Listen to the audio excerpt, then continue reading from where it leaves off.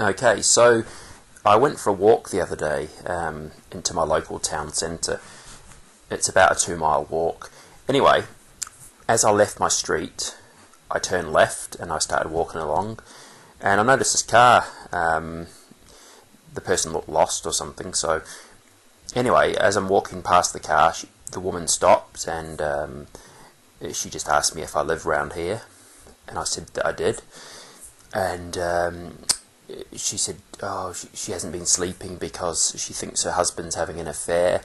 And so I said, oh, what makes you think that?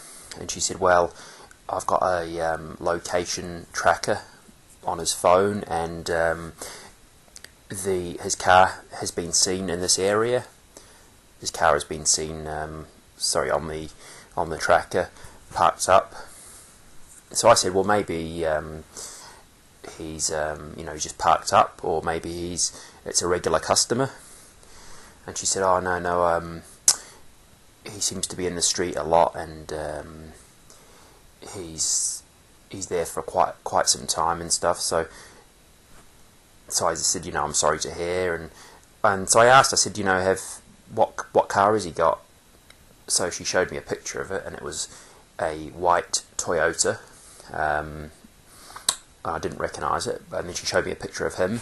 I didn't recognise him either, but there might not be anything in it. It might be completely innocent, but she was quite distressed, and she said she's not been sleeping and stuff. So I had a quick chat, and then I carried on my way. But it got me thinking about how people do have affairs, and how some people have no conscience.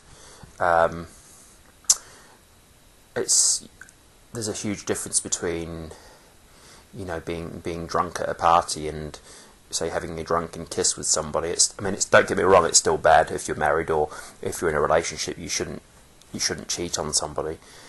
But some people carry on these affairs for years, don't they? For months and years, and they don't seem to have a conscience. And it's sometimes when they get caught, then they become sorry, and when they're about to lose everything. And it's not just men, of course, cheating. It's women do it as well.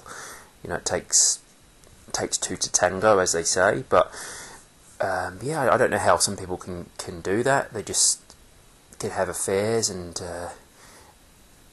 see, my way of thinking is, if it's not working out in a relationship, then it's just better to call it off, isn't it? It's better to, as hard as that may be, if you're not happy, talk to the person you're with.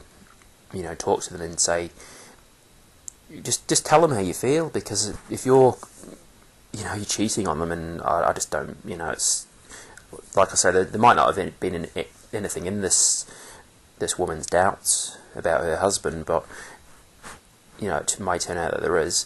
But that's just some of my thoughts on that, really.